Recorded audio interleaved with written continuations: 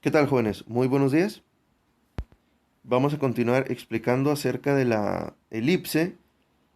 Tendríamos dos tipos, horizontales y verticales. Y primeramente vamos a explicar con centro en el origen, lo que es su ecuación y también lo que significarían esas letras de A y de B. De forma horizontal, pues esta sería su ecuación. Se parece muchísimo a la forma de la simétrica de la recta. Y de forma vertical sería esta otra. El único cambio es la posición de la a cuadrada con la b cuadrada. Ambas están igualadas a 1 y ambas tienen todos los términos de la izquierda elevados al cuadrado. En este tipo de ecuación de la elipse, si se fijan, se utiliza lo que es la letra A y lo que es la letra B. Eso se los tengo que explicar qué significan. Y también vamos a utilizar la notación para la letra C. Entonces ahorita lo que voy a hacer es explicarles todos estos elementos y propiedades que van a estar presentes en la elipse, cómo vamos a denotarlas, cómo vamos a utilizarlas y qué van a representar al momento de que se hagan las gráficas en los planos cartesianos. Los voy a explicar así como están en este orden. Primero los ejes, los vértices, focos, excentricidad y al final el lado recto.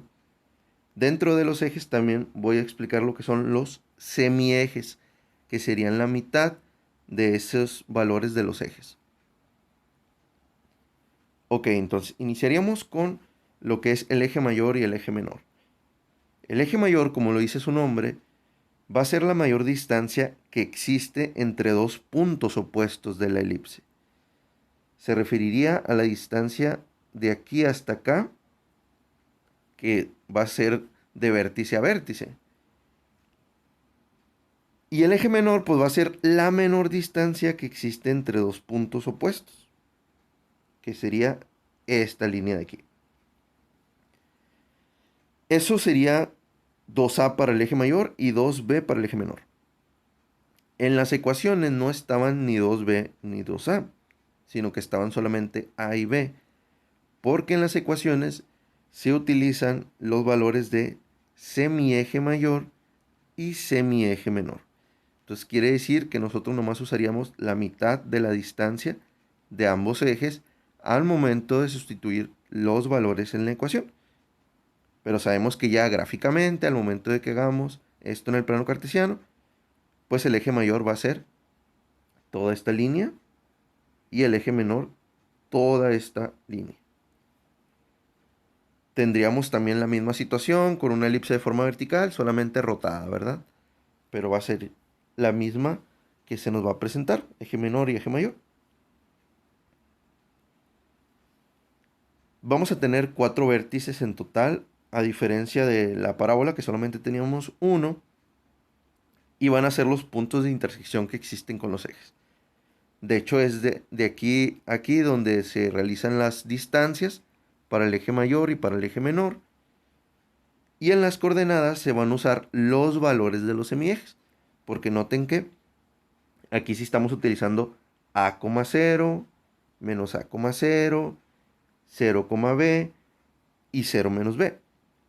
Porque se supone que nuestro centro debe de coincidir con el origen. Es decir, 0,0. De tal manera que ahí tendríamos distribuido mitad derecha, mitad izquierda, mitad arriba y mitad abajo. Y todo 2A sería el eje mayor y todo 2B el eje menor. Y también lo mismo, si tuviéramos una elipse de forma vertical, pues estaría exactamente lo mismo que aquí, pero rotado. Sería la misma explicación. Luego, vamos a tener dos focos. En la parábola solamente teníamos uno, aquí vamos a tener dos. Van a ser puntos que se encuentran a la misma distancia del centro. Y para los focos se va a utilizar la letra C. Entonces tendríamos una coordenada C,0 y menos C,0. Esos valores de la C pues no están presentes en la ecuación de la elipse, ni de forma horizontal ni de forma vertical.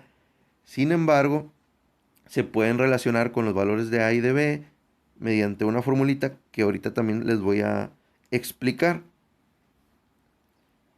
En este caso solamente tendríamos dos que van a estar en el eje mayor. En el eje menor no tendríamos focos. Recuerden que esos focos son esenciales al momento de la definición de la elipse. Esto también ya se los había explicado en la clase anterior. Sin embargo, no les había dicho que ese valor de la suma de las distancias, que en los dos ejemplos era de 6 unidades, coincide con el valor de la medida del eje mayor, es decir, 2A.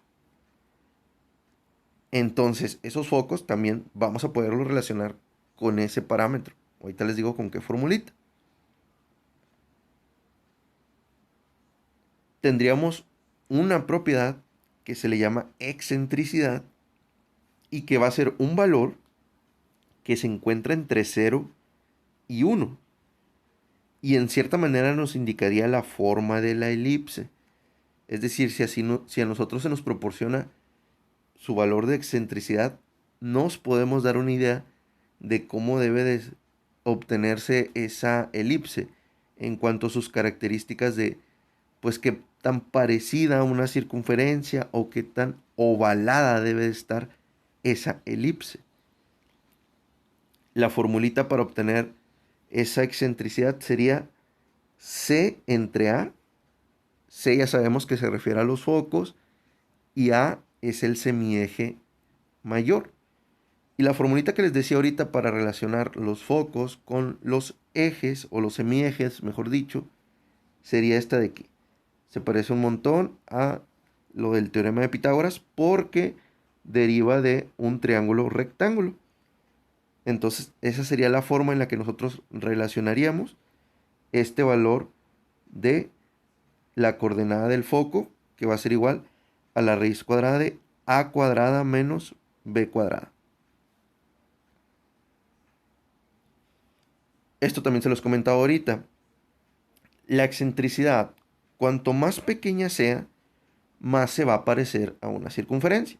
Es decir, cuanto su valor esté más cercano al cero, más se parece a la circunferencia. En cambio, cuanto más grande sea su valor, más aplanada será. Y aquí tenemos 5 ejemplos distintos con valores diferentes de excentricidad.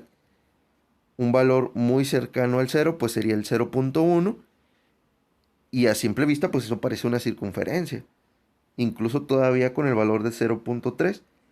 Pero si fijan, ya en 0.5 ya se nota esa forma elíptica. Y pues en 0.7 es demasiado notorio. Y en 0.9 ni se diga, porque aquí ya está muy aplanada lo que es esa elipse. Ese valor de excentricidad siempre va a tener que ser mayor que 0 y también menor que 1. En el momento de que la excentricidad fuera 0, entonces ahí ya sería completamente una circunferencia y tendría todas las características de ese lugar geométrico que veíamos en el bloque 3. Y la ecuación cambiaría completamente a cómo se trabajaba. X cuadrada más y cuadrada igual a r al cuadrado. Pero aquí se supone que no debe ocurrir eso. Siempre tenemos que tener un eje mayor y también siempre tenemos que tener un eje menor, que serían los valores de 2a y de 2b, a pesar de que en la ecuación nosotros utilicemos solamente los semiejes. Finalmente, el último parámetro que les explicaría sería el del lado recto. Esto ya se había trabajado con la parábola, sin embargo va a cambiar en la fórmula para su obtención. Va a seguir siendo un segmento que pasa por los focos y va a ser perpendicular al eje mayor. Serían estas dos líneas, la que tenemos aquí con el foco del lado derecho y con el foco del lado izquierdo. De hecho, en las gráficas nos van a ayudar muchísimo esos puntos de referencia para saber por dónde debe de pasar esa elipse. Van a ser 4 puntos de referencia junto con los otros 4 puntos del vértice para poder tener la trayectoria de forma elíptica.